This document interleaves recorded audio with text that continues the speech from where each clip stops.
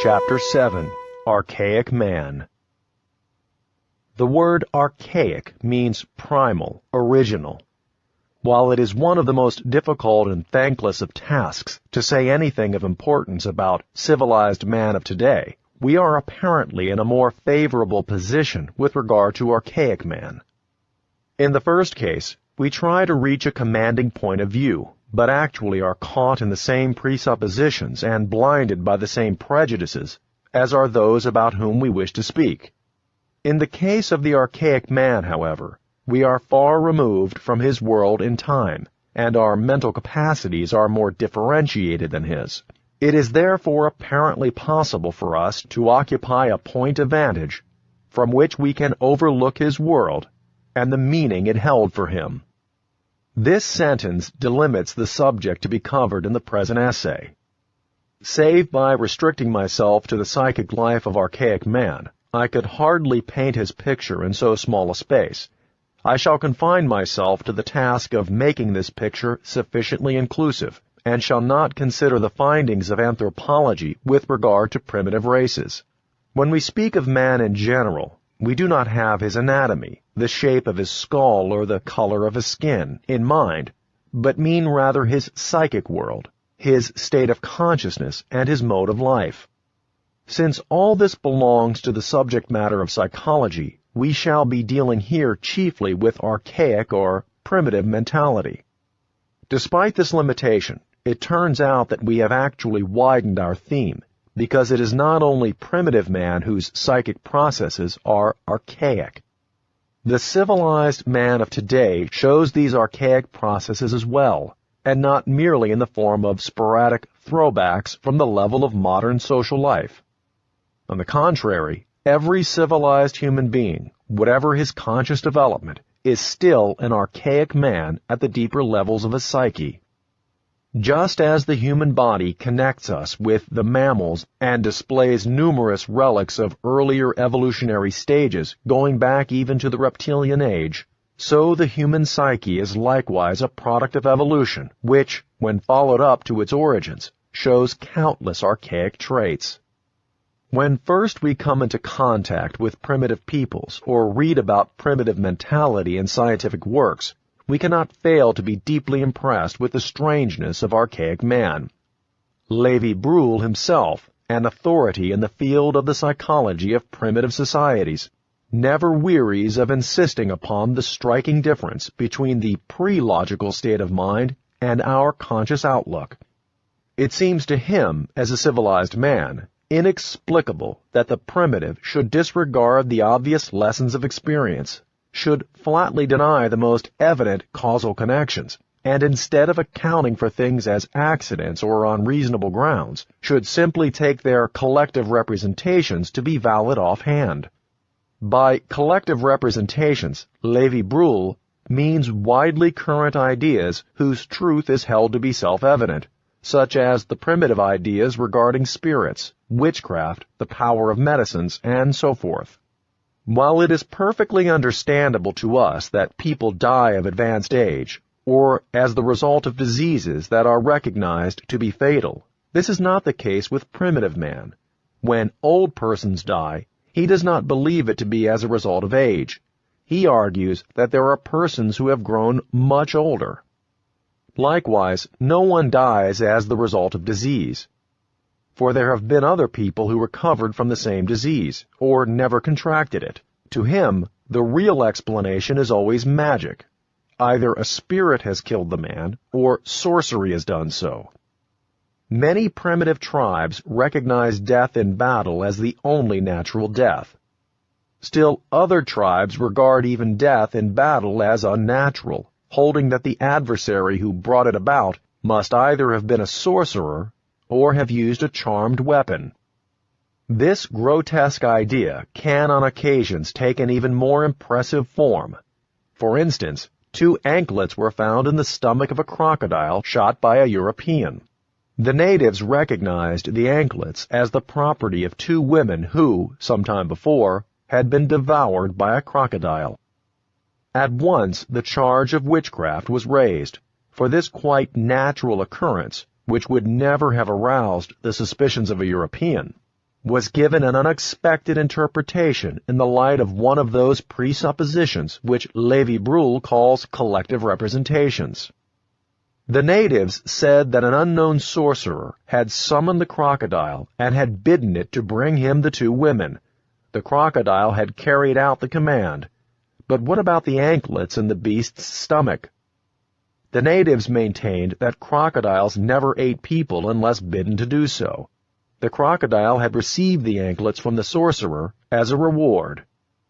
This story is a perfect example of that capricious way of accounting for things which is a feature of the pre-logical state of mind. We call it pre-logical because to us such an explanation seems absolutely illogical. But it only strikes us in this way because we start from assumptions wholly different from those of primitive man. If we were as convinced as he is of the existence of sorcerers and of mysterious powers, instead of believing in so-called natural causes, his inferences would seem to us perfectly reasonable. As a matter of fact, primitive man is no more logical or illogical than we are. His presuppositions are not the same as ours, and that is what distinguishes him from us. His thinking and his conduct are based on assumptions other than our own. To all that is in any way out of the ordinary, and that therefore disturbs, frightens, or astonishes him, he ascribes what we should call a supernatural origin. For him, of course, these things are not supernatural. On the contrary, they belong to his world of experience. We feel we are stating a natural sequence of events when we say, "This house was burned down because the lightning struck it." Primitive man senses an equally natural sequence when he says, "A sorcerer has used the lightning to set fire to this particular house."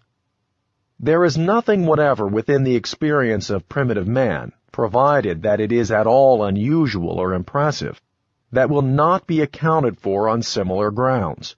In explaining things in this way, he is just like ourselves. He does not examine his assumptions. To him, it is an unquestionable truth that disease and other ills are caused by spirits or witchcraft, just as for us it is a foregone conclusion that an illness has a natural cause. We would no more lay it down to sorcery than he to natural causes. His mental activity does not differ in any fundamental way from ours. It is, as I have said, his assumptions alone that set him apart from ourselves. It is often supposed that primitive man has other feelings than we, and another moral outlook, that the pre-logical state of mind differs from ours in these respects also. Undoubtedly he has a different code of morals. When questioned as to the distinction between good and bad, a Negro chieftain declared, "When I steal my enemies' wives, it is good, but when he steals mine, it is bad." In many regions, it is a terrible insult to tread upon a person's shadow, and in others, it is an unpardonable sin to scrape a sealskin with an iron knife instead of a flint one. But let us be honest. Do we not think it sinful to eat fish with a steel knife, for a man to keep his hat on in a room, or to greet a lady with a cigar in his mouth? With us, as well as with primitive man, such things have nothing to do with ethics. There are true and loyal headhunters, and there are men who piously and conscientiously practice cruel rites, or commit murder from righteous conviction. Primitive man is no less prompt than we are to value an ethical attitude. His good is just as good as ours, and his evil is just as bad as ours. Only the forms under which good and evil appear are different. The process of ethical judgment is the same. It is likewise thought that primitive man has keener sense organs than we, or that they somehow differ from ours. But his highly refined sense of direction or of hearing and vision is entirely a question of his occupations. If he is confronted with situations that are foreign to his experience, he is amazingly slow and clumsy. I once showed some native hunters who were as keen-sighted as hawks magazine pictures in which any of our children would have instantly recognized human figures. But my hunters turned the pictures round and round until one of them, tracing the outlines with his finger, finally exclaimed, "These are white men." It was hailed by all as a great discovery. The incredibly accurate sense of locality shown by many natives is a matter of practice. It is absolutely necessary that they should be able to find their way in forests and jungles. Even the European, after a short while in Africa, begins to notice things he would never have dreamed of noticing before. He does it out of the fear of going hopelessly astray in spite of his compass. Nothing goes to show that primitive man thinks, feels, or perceives in a way that differs fundamentally from ours. His psychic functioning is essentially the same, only his primary assumptions are different. Compared to this, it is a relatively unimportant fact that he has, or seems to have, a smaller area of consciousness than we, and that he is not very capable, or is quite incapable, of concentrated mental activity. This last, it is true, strikes the European as strange. For instance, I could never hold a palaver for longer than 2 hours, since by that time the natives always declared themselves tired. They said it was too difficult, and yet I had only asked quite simple questions in a desultory way. These same natives showed an astonishing concentration and endurance when out hunting or on a journey. My letter carrier, for instance, could run 75 miles at a stretch.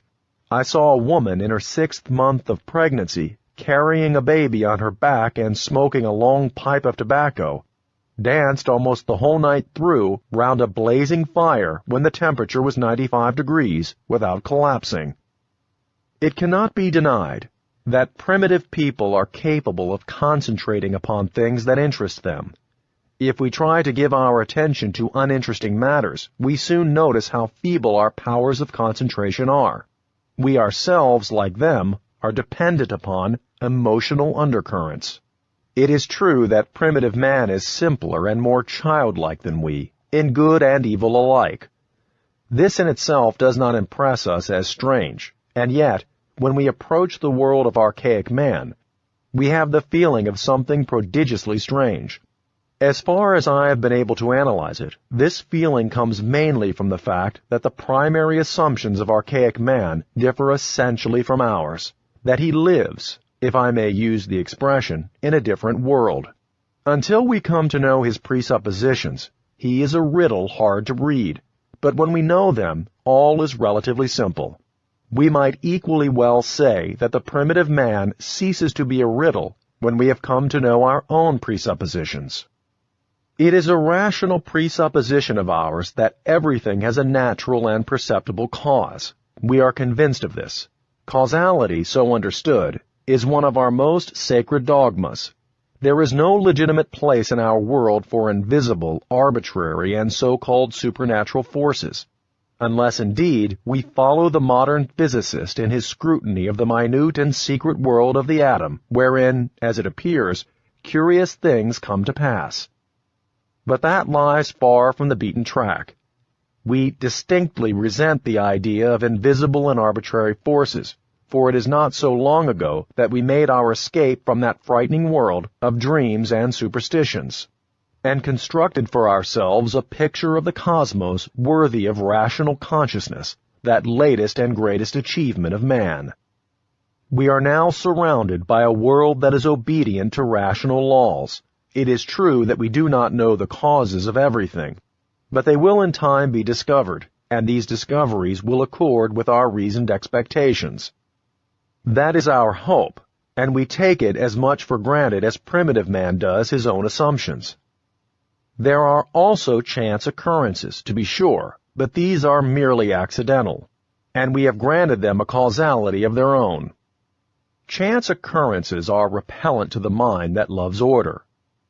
They have a laughable and therefore irritating way of throwing out of gear the predictable course of events. We resent the idea of chance occurrences as much as that of invisible forces, for they remind us too much of satanic imps or of the caprice of a deus ex machina. They are the worst of enemies of our careful calculation and a continual threat to all our undertakings. Being admittedly contrary to reason, they deserve contempt, and yet we should not fail to give them their due. The Arab shows them greater respect than we. He writes on every letter, Insha'Allah, if it please God, for only then will the letter arrive. In spite of our reluctance to admit chance, and in spite of the fact that events run true to general laws, it is undeniable that we are always and everywhere exposed to incalculable accidents. And what is more invisible and arbitrary than chance? What is more unavoidable and more annoying? If we consider the matter, we might as well say that the causal connection of events according to general laws is a theory which is borne out about half the time, while for the rest the demon of chance has his way. A chance occurrence also has its natural causes, and we must often discover to our sorrow that they are commonplace enough. It is not the fact that the cause of the accidents is unknown to us that annoys us. The irritating thing about them is that they befall us here and now in an apparently arbitrary way. That is how it strikes us, at least. An accident is always irritating, and even the most dyed-in-the-wool rationalist may be moved to curse it. However we interpret an accidental event, we cannot alter the fact that it has the power to affect us. The more the conditions of existence become subject to regulation, the more is chance excluded, and the less do we need to protect ourselves against it. Nonetheless, everyone takes account of the possibility of accidental occurrences, or counts upon them, even though the official credo does not countenance this belief. It is our assumption, amounting to a positive conviction, that everything has causes which we call natural, and which we at least suppose to be perceptible.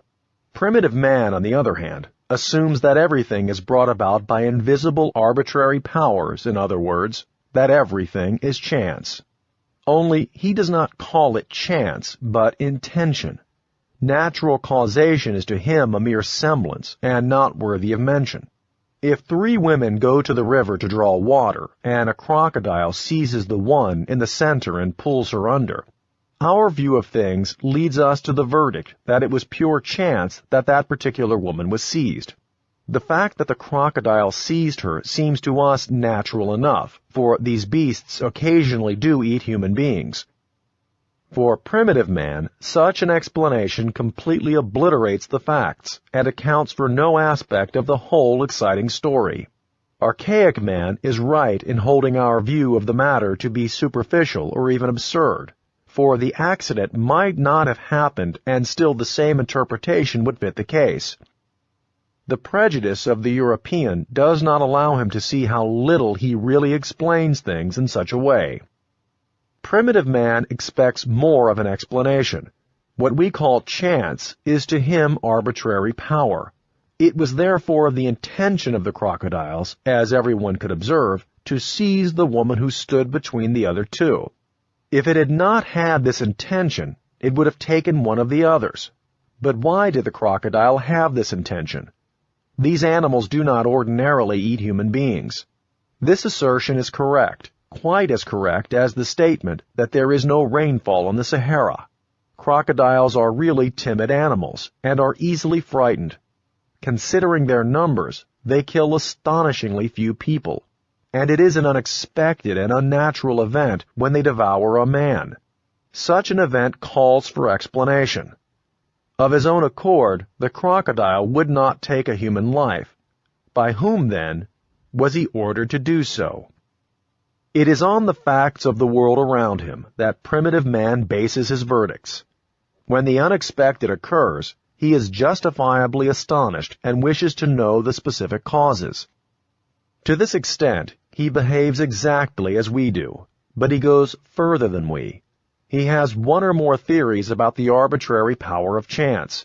We say nothing but chance. He says calculating intention. He lays the chief stress upon the confusing and confused breaks in the chain of causation, upon those occurrences that fail to show the causal connections which science expects, and that constitute the other half of happenings in general. He has long ago adapted himself to nature insofar as it conforms to general laws. What he fears is unpredictable chance, whose power makes him see it in an arbitrary and incalculable agent. Here again, he is right. It is quite understandable that everything out of the ordinary should frighten him. Anteaters are fairly numerous in the regions south of Mount Elgon, where I stayed for some time. The anteater is a shy, nocturnal animal that is rarely seen. If one happens to be seen by day, it is an extraordinary and unusual event which astonishes the natives as much as the discovery of a brook that occasionally flows uphill would astonish us. If we knew of actual cases in which water suddenly overcame the force of gravity, such knowledge would cause us no little anxiety. We know that tremendous masses of water surround us, and can easily imagine what would happen if water no longer conformed to gravitational law. This is the situation in which primitive man finds himself with respect to the happenings in his world. He is thoroughly familiar with the habits of anteaters, but when one of them transgresses the laws of nature, it acquires an incalculable sphere of action. Primitive man is so strongly impressed by things as they are, that a transgression of the laws of his world exposes him to unforeseen possibilities. Such an exception is a portent, an omen, comparable to a comet or an eclipse. Since in his view, such an unnatural event as the appearance of an anteater by day can have no natural causes, some invisible power must be behind it. And the alarming manifestation of a power which can annul cosmic laws calls, of course, for extraordinary measures of placation or self-defense. The neighboring villages must be aroused, and the anteater must be dug up with the utmost pains and killed. The oldest maternal uncle of the man who saw the anteater must then sacrifice a bull. The man descends into the sacrificial pit and receives the first piece of the animal's flesh, whereupon the uncle and the other participants in the ceremony also eat. In this way, the dangerous caprice of nature is expiated. As for us, we should certainly be alarmed enough if water began to run uphill for unknown reasons, but are not when an anteater is seen by day, or an albino is born, or an eclipse takes place. We know the meaning and the sphere of action of such happenings, while primitive man does not. Ordinary events constitute for him a coherent whole, in which he and all other creatures are embraced. He is therefore extremely conservative, and does what others have always done. If something happens, no matter where, to break the coherence of this whole, he feels there is a rift in his well-ordered world, then anything may happen, heaven knows what. All occurrences that are in any way striking are at once brought into connection with the unusual event. For instance, a missionary set up a flagstaff in front of his house so that he could raise the Union Jack on Sundays. But this innocent pleasure cost him dear. It was a singular and disturbing action, and when shortly afterwards a devastating storm broke out, the flagstaff was of course made responsible. This sufficed to start a general uprising against the missionary. It is the regularity of common occurrences that assures primitive man of a sense of security in his world. Every exceptional event seems to him the threatening act of an arbitrary power that must be expiated. It is not only a momentary interruption of the ordinary course of things, but also the portent of other untoward events. This strikes us as nothing less than absurd, inasmuch as we forget how our grandparents and our great-grandparents still felt about the world. A calf is born with 2 heads and 5 legs. In the next village, a cock has laid an egg. An old woman has had a dream. A comet appears in the sky. There is a great fire in the nearest town, and the following year a war breaks out. In this way, history was always written from remote antiquity on down to the 18th century. This juxtaposition of facts, so meaningless to us, is significant and convincing to primitive man, and, contrary to all expectation, he is right to find it so. His powers of observation can be trusted, From age-old experience, he knows that such connections actually exist.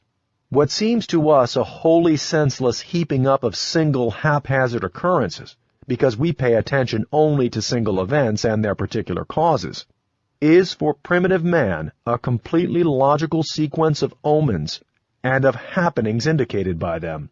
It is a fatal outbreak of demonic power showing itself in a thoroughly consistent way. The calf with 2 heads and the war are one and the same, for the calf was only an anticipation of the war. Primitive man finds this connection so unquestionable and convincing because the caprice of chance seems to him a far more important factor in the happenings of the world than regularity and conformity to laws. Thanks to his close attention to the unusual, he has preceded us in discovering that chance events arrange themselves in groups or series. The law of the duplication of cases is known to all doctors engaged in clinical work. An old professor of psychiatry at Würzburg always used to say of a particularly rare clinical case, "Gentlemen, this is an absolutely unique case. Tomorrow we shall have another just like it." I have myself often observed the same thing during my 8 years' practice in an insane asylum. On one occasion, a person was committed for a rare twilight state of consciousness, the first case of this kind I had ever seen. Within 2 days, we had a similar case, and that was the last. Duplication of cases is with us a joke of the clinics, but it has also been, from time immemorial, a fact of primitive science. A recent investigator has ventured the statement, magic is the science of the jungle. Astrology and other methods of divination may undoubtedly be called the science of antiquity. What happens regularly is easily observed because we are prepared for it. Knowledge and skill are only needed in situations where the course of events is arbitrarily disrupted in a way hard to fathom. Generally, it is one of the cleverest and shrewdest men of the tribe who is entrusted with the observation of events. His knowledge must suffice to explain all unusual occurrences, and his art to combat them. He is the scholar, the specialist, the expert on the subject of chance occurrences, and at the same time the keeper of the archives of the tribe's traditional lore. Surrounded by respect and fear, he enjoys great authority, yet not so great but that his tribe is secretly convinced that their neighbors have a sorcerer who is stronger than theirs. The best medicine is never to be found close at hand, but as far away as possible. I stayed for a long time with the tribe who held their old medicine man in the greatest awe. Nevertheless, he was consulted only for the minor ailments of cattle and men. In all serious cases, a foreign authority was called in, a Mganga sorcerer, who was brought at a high price from Uganda, just as with us. Chance events occur most often in larger or smaller series or groups.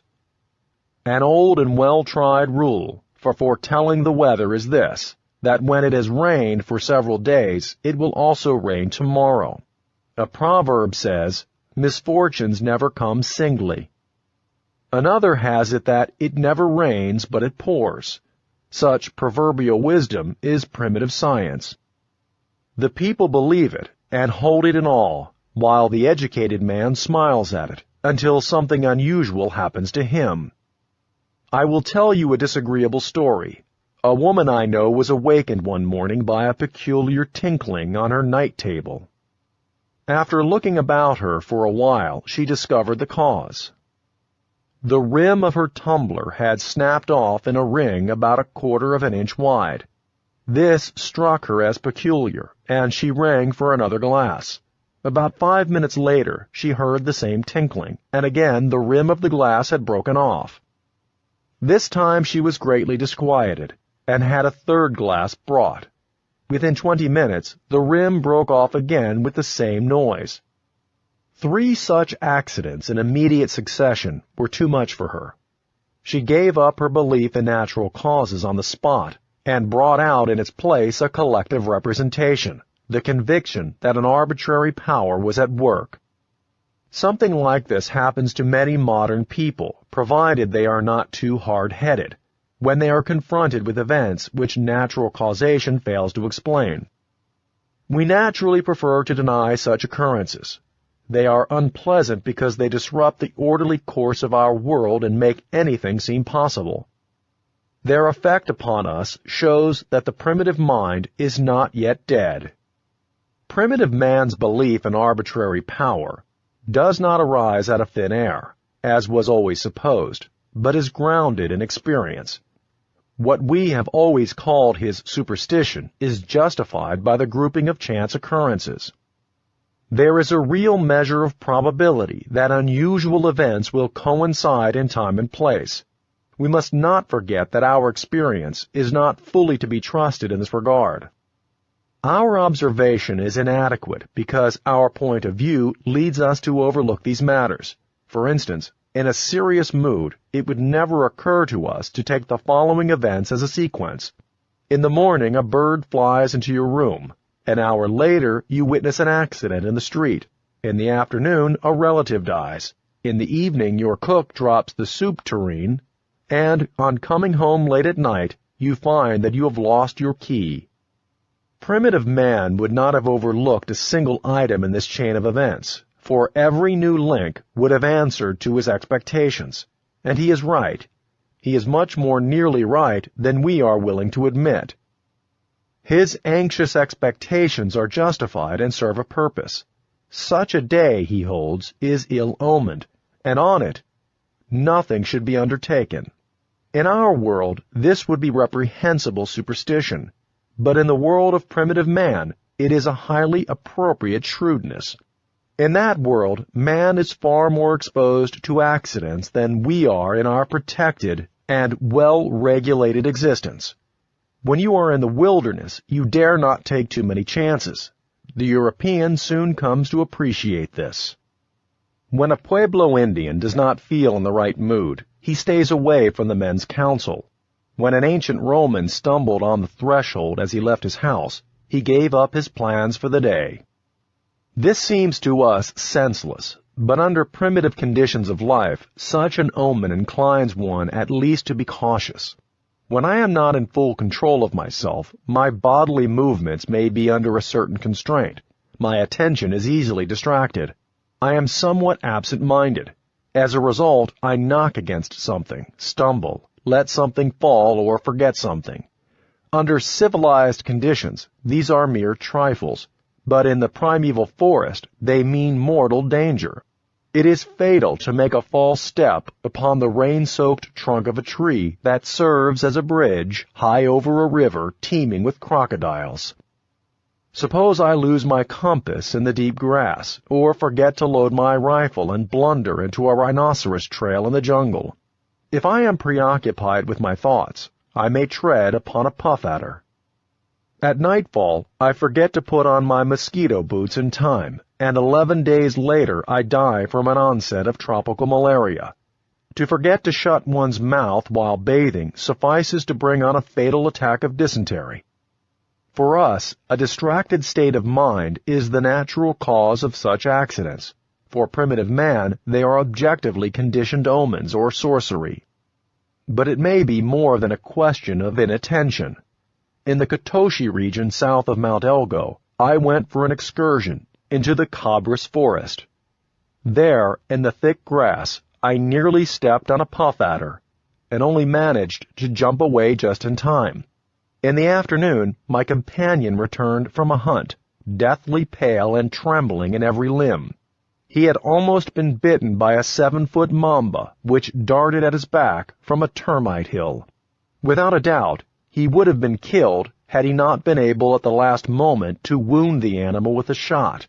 At 9 o'clock that night, our camp was attacked by a pack of ravenous hyenas, which had surprised and mauled a man in his sleep the day before. In spite of the fire, they swarmed into the hut of our cook, who fled screaming over the stockade. Thenceforth, there were no accidents throughout the whole of our journey. Such a day gave our Negroes food for thought. For us, it was a simple multiplication of accidents.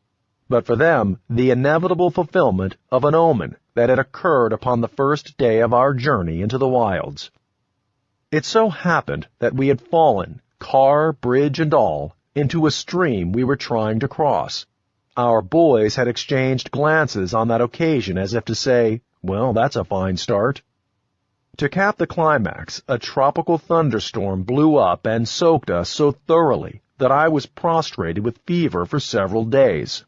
On the evening of the day when my friend had had such a narrow escape out hunting, I could not help saying to him, as we white men sat looking at one another, "It seems to me as if the trouble had begun still further back." Do you remember the dream you told me in Zurich just before we left? At that time, he had had a very impressive nightmare. He dreamed that he was hunting in Africa, and was suddenly attacked by a huge mamba, so that he woke up with a cry of terror. The dream had greatly disturbed him, and he now confessed to the thought that it had portended the death of one of us. He had, of course, assumed that I was to die, because we always hope it is the other fellow. But it was he who later fell ill of a severe malarial fever that brought him to the edge of the grave. To read of such a conversation in a corner of the world where there are no snakes and no malaria-bearing mosquitoes means very little.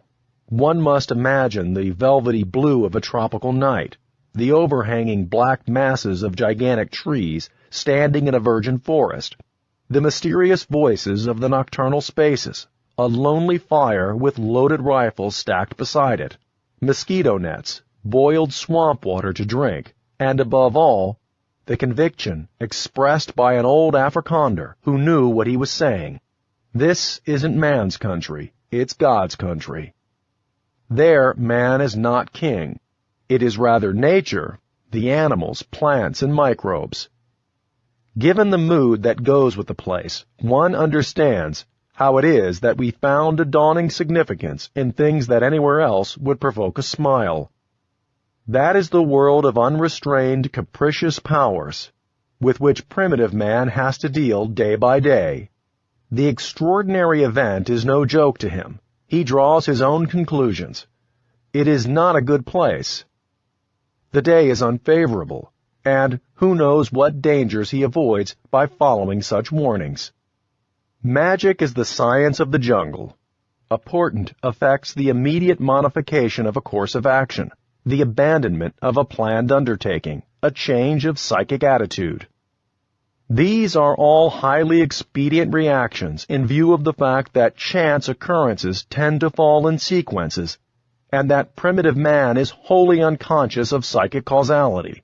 Thanks to our one-sided emphasis upon so-called natural causation, we have learned to distinguish what is subjective and psychic from what is objective and natural. For primitive man, on the contrary, the psychic and the objective coalesce in the external world. In the face of something extraordinary, it is not he who is astonished, but rather the thing which is astonishing.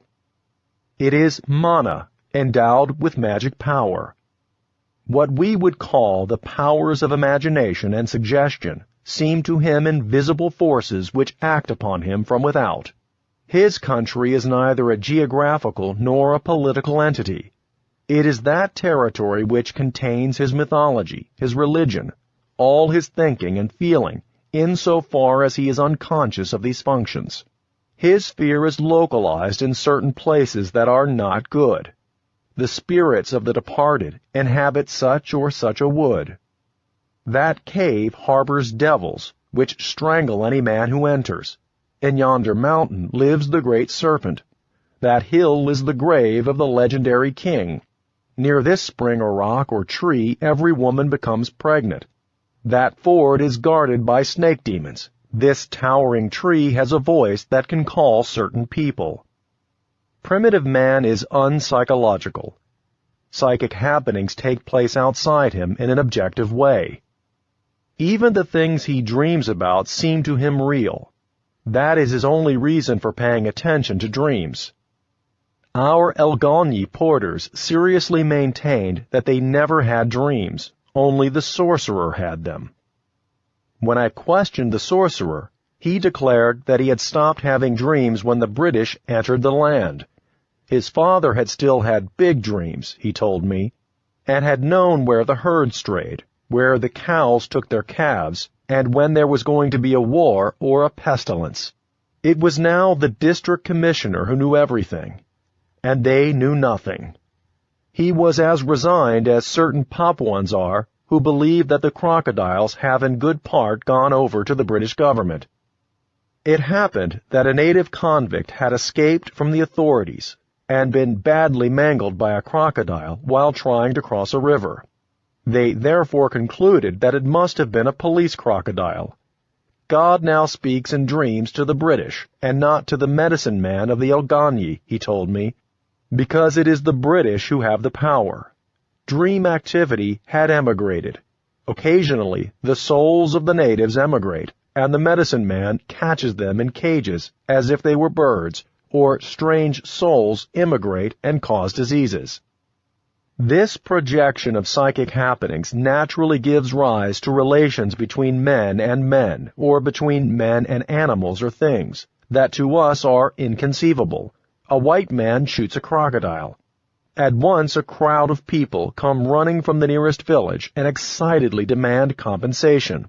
They explain that the crocodile was a certain old woman in their village who had died at the moment when the shot was fired. The crocodile was obviously her bush soul. Another man shot a leopard that was lying in wait for his cattle. Just then a woman died in a neighboring village. She and the leopard were one and the same. Levi Bruhl has coined the expression mystical participation for these curious relationships. It seems to me that the word mystical is not well chosen. Primitive man does not see anything mystical in these matters, but considers them perfectly natural. It is only we who find anything strange about them, and the reason is that we seem to know nothing about such psychic phenomena. In reality, however, they occur in us too, but we give them more civilized forms of expression. In daily life, it happens all the time that we presume that the psychic processes of other people are the same as ours. We suppose that what is pleasing or desirable to us is the same to others, and that what seems bad to us must also seem bad to them. It is only of late that our courts of law have adopted a psychological standpoint and admitted the relativity of guilt in pronouncing sentence. Unsophisticated people are still moved to rancor by the tenet, "What is permitted for Jove is not permitted for oxen." Equality before the law still represents a great human achievement. It has not yet been superseded, and we still attribute to the other fellow all the evil and inferior qualities that we do not like to recognize in ourselves. That is why we have to criticize and attack him. What happens in such a case, however, is that an inferior soul emigrates from one person to another. The world is still full of bêtes noires and of scapegoats, just as it is formerly teemed with witches and werewolves. Psychic projection is one of the commonest facts of psychology. It is the same as that mystical participation which Levi Bruhl remarked as a peculiar trait of primitive man. We merely give it another name, and as a rule deny that we are guilty of it. Everything that is unconscious in ourselves we discover in our neighbor, and we treat him accordingly. We no longer subject him to the test of drinking poison. We do not burn him or put the screws on him, but we injure him by means of moral verdicts, pronounced with the deepest conviction. What we combat in him is usually our own inferior side. The simple truth is that primitive man is somewhat more given to projection than we because of the undifferentiated state of his mind and his consequent inability to criticize himself. Everything to him is perfectly objective, and his language reflects this in a radical way. With a touch of humor, we can picture to ourselves a leopard woman. We often represent a person as a goose, a cow, a hen, a snake, an ox, or an ass.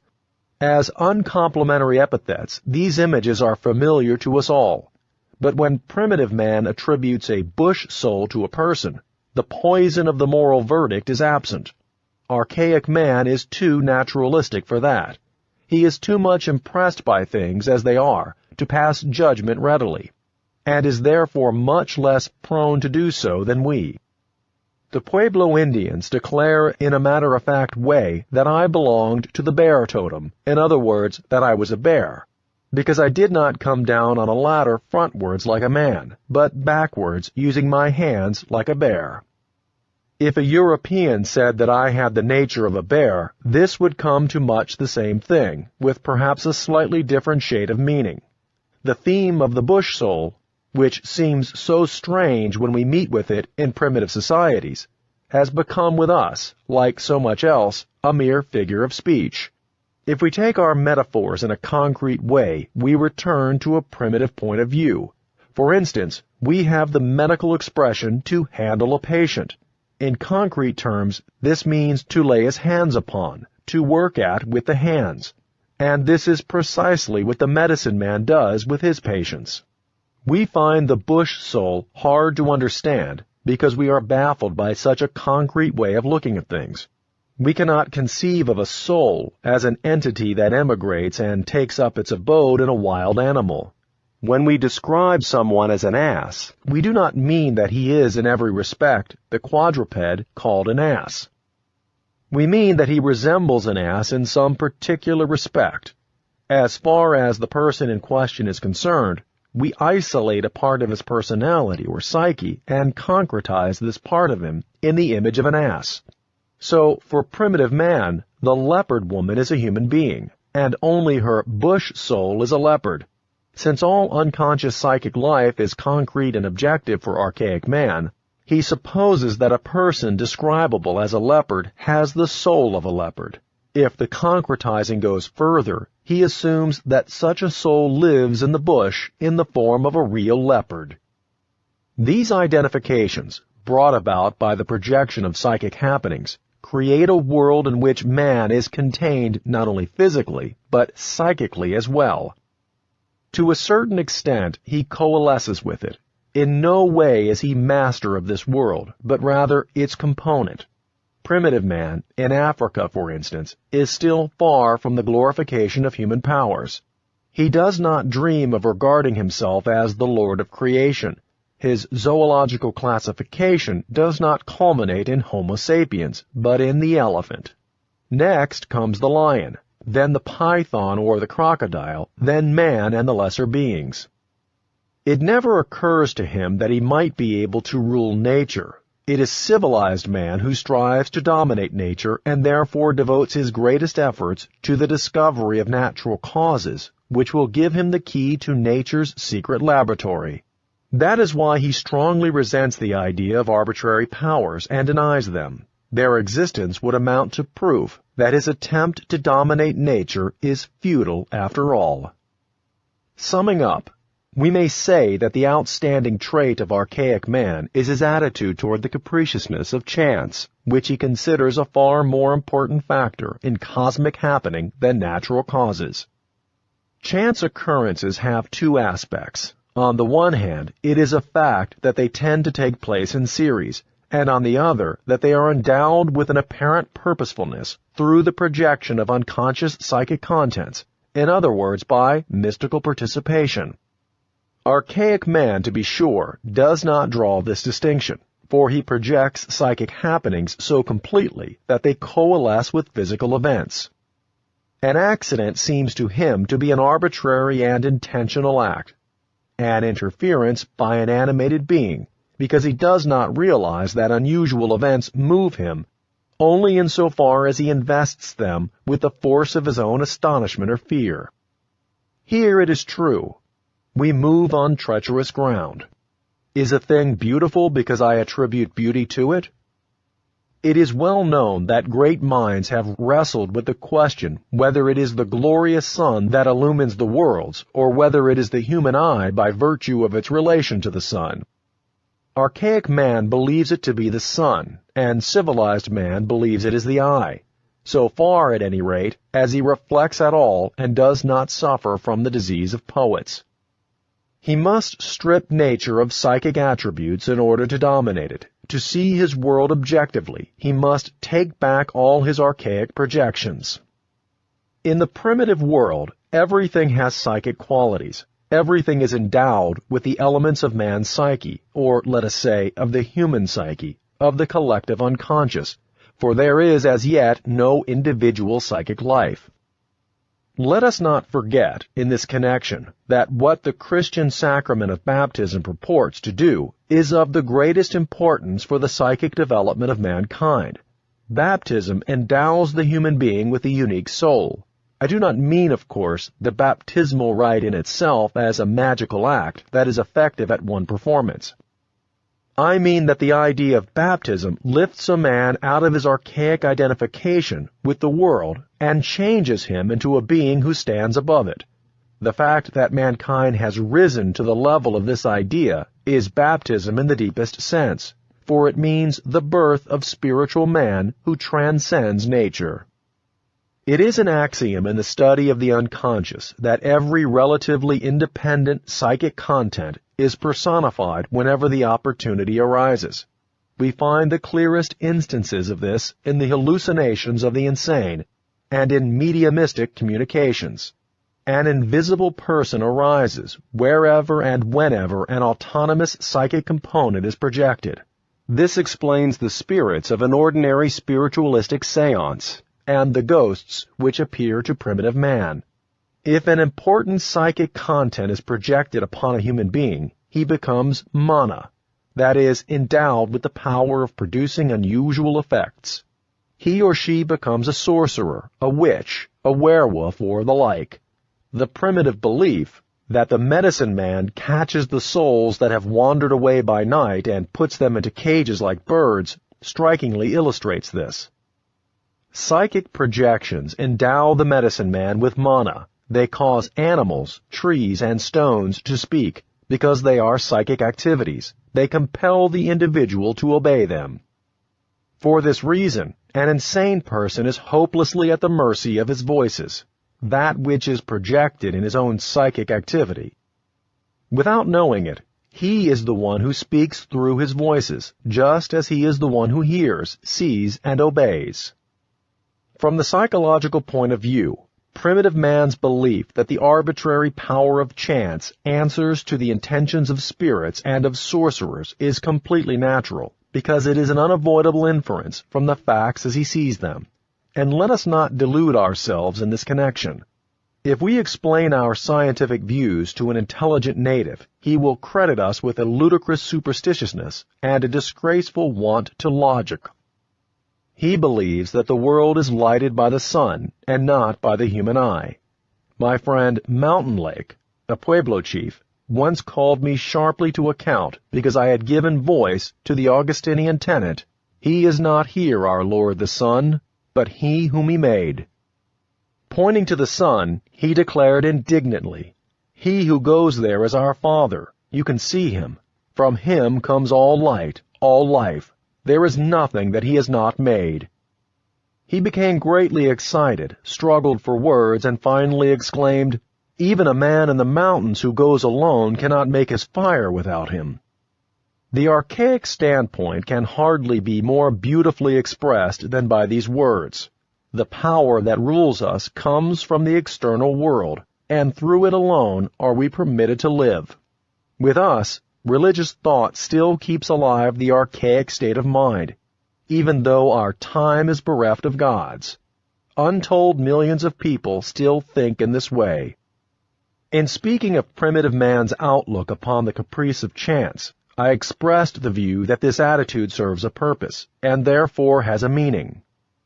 Shall we, for the moment at least, venture the hypothesis that the primitive belief in arbitrary powers is justified by the facts and not merely from a psychological point of view? This sounds alarming, but I have no intention of jumping from the frying pan into the fire and trying to prove that witchcraft actually exists.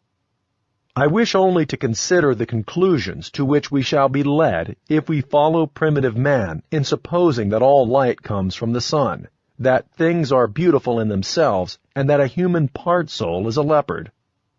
In doing this, we accept the primitive idea of mana. According to this idea, the beautiful moves us, and it is not we who create beauty. A certain person is a devil. We have not projected our own evil upon him, and in this way made a devil out of him. There are people, mana personalities, who are impressive in their own right, and in no way thanks to our imagination. The mana conception has it that there exists something like a widely distributed force in the external world that produces all those effects which are out of the common. Everything that exists acts, for otherwise it would not be actual. It is only actual thanks to its inherent energy. Being is a field of force. The primitive mana conception, as we can see, is of the nature of a crude theory of energy. So far we can easily follow this primitive idea.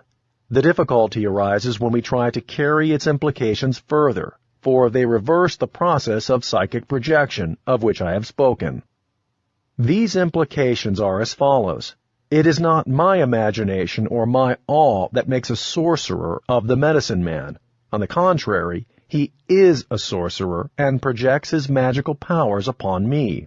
Ghosts are not hallucinations out of my mind, but appear to me of their own volition, although such statements are logical derivatives of the mana idea. We hesitate to accept them and begin to look around us for our comfortable theory of psychic projection. The question is nothing less than this. Does the psychic in general, that is, the spirit or the unconscious, arise in us, or is the psyche, in the early stages of consciousness, actually outside us in the form of arbitrary powers with intentions of their own, and does it gradually come to take its place within us in the course of psychic development? Were the dissociated psychic contents, to use our modern terms, ever parts of the psyches of individuals, or were they rather from the beginning psychic entities existing in themselves, according to the primitive view as ghosts, ancestral spirits, and the like? Were they only by degrees embodied by man in the course of development, so that they gradually constituted in him that world which we now call the psyche? This whole idea strikes us as dangerously paradoxical, and yet we are able to conceive something of the kind. Not only the religious teacher, but the pedagogue as well, assumes that it is possible to implant in the human psyche something that was not previously there. The power of suggestion and influence is a fact. Even the most modern behaviorism expects far-reaching results from this quarter. The idea of a complicated building up of the psyche is expressed in primitive form in many widespread beliefs. For instance, possession, the incarnation of ancestral spirits, the immigration of souls, and so forth. When someone sneezes, we still say, "God bless you," and mean by it, "I hope your new soul will do you no harm." When in the course of our own development, we grow out of many-sided contradictions and achieve a unified personality, we experience something like a complicated growing together of the psyche. Since the human body is built up by inheritance, out of a number of Mendelian units, it does not seem altogether out of the question that the human psyche is similarly put together. The materialistic views of our day have a tendency which we can discern in archaic thought. Both lead to the conclusion that the individual is a mere resultant. In the first case, he is the resultant of natural causes, and in the second, of chance occurrences. According to both accounts, human individuality is nothing in its own right, but rather the accidental product of forces contained in the objective environment. This is through and through the archaic conception of the world, according to which the single human being is never considered unique, but always interchangeable with any other and easily dispensable. By way of a narrow view of causality, modern materialism has returned to the standpoint of archaic man.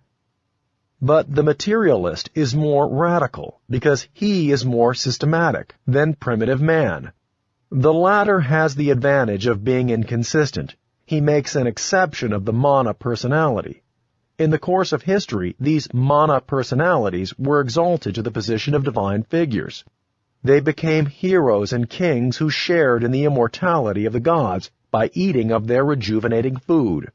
This idea of the immortality of the individual and of his imperishable worth is to be found in primitive societies, first of all in the belief in ghosts, and then in myths of the age when death had not yet gained an entrance into the world through human carelessness or folly. Primitive man is not aware of this contradiction in his views.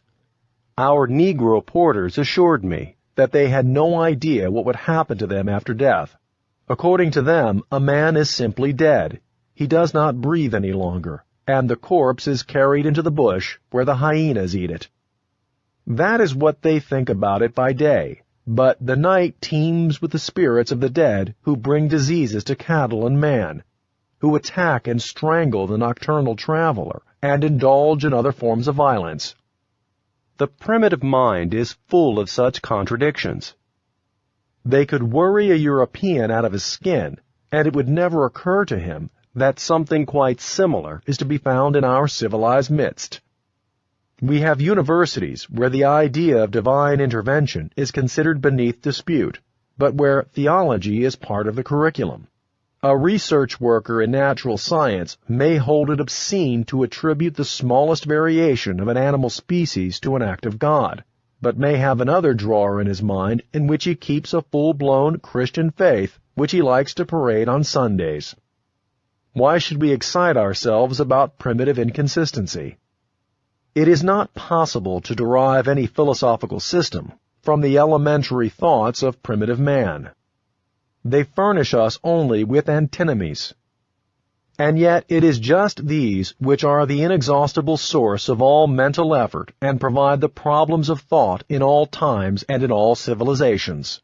Are the collective representations of archaic man really profound, or do they only seem so? I cannot answer this most difficult of questions, but I can tell of an observation which I made among the mountain tribe of the Algonyi. I searched and inquired far and wide for traces of religious ideas and ceremonies, and for weeks on end I discovered nothing. The natives let me see everything and were free with their information. I could talk with them without the hindrance of an interpreter, for many of the old men spoke Swahili. At first they were reluctant enough, but when the ice was broken, I was cordially received. They knew nothing of religious customs, but I never gave up, and finally, at the close of one of many fruitless palavers, an old man exclaimed, "In the morning, when the sun comes up, we leave our huts, spit in our hands, and hold them up to the sun." I got them to perform the ceremony for me and describe it exactly. They hold their hands before their mouths and spit or blow into them vigorously. Then they turn their hands round and hold the palms towards the sun. I asked them the meaning of what they did, why they blew or spat in their hands. My question was futile. "That is how it has always been done," they said. It was impossible to get an explanation, and I was perfectly convinced that they knew only what they did, and not why they did it. They see no meaning in their action. They greet the new moon with the same gestures. Let us suppose that I am a total stranger in Zurich, and have come to the city to explore the customs of the place. First, I settle down in the outskirts near some suburban homes, and come into neighborly contact with their owners. I then say to Messrs. Mueller and Meyer, "Please tell me something about your religious customs." Both gentlemen are taken aback. They never go to church, know nothing about it, and emphatically deny that they practice any such customs. One morning I surprise Mr. Mueller at a curious occupation. He is busily running about the garden, hiding colored eggs and setting up peculiar rabbit idols. I have caught him red-handed. "Why did you conceal this highly interesting ceremony from me?" I ask him. "What ceremony?" he retorts. "This is nothing. Everybody does this at Easter time. But what is the meaning of these idols and eggs, and why did you hide them?" Mr. Mueller is stunned. He does not know, and just as little does he know the meaning of the Christmas tree. And yet he does these things. He is just like primitive man. Did the distant ancestors of the Algonyi know what they did? It is highly improbable. Archaic man does what he does, and only civilized man knows what he does. What is the meaning of the Algonyi ceremony just cited? Clearly, it is an offering to the sun, which for these natives is mungu, that is, mana or divine, only at the moment of rising. If they have spittle on their hands, this is the substance which, according to primitive belief, contains the personal mana, the force that cures, conjures, and sustains life. If they breathe upon their hands, breath is wind and spirit. It is roho, in Arabic ruksh, in Hebrew ruach, and in Greek pneuma. The action means, I offer my living spirit to God. It is a wordless, acted prayer, which could equally well be spoken, Lord, into thy hands I commend my spirit.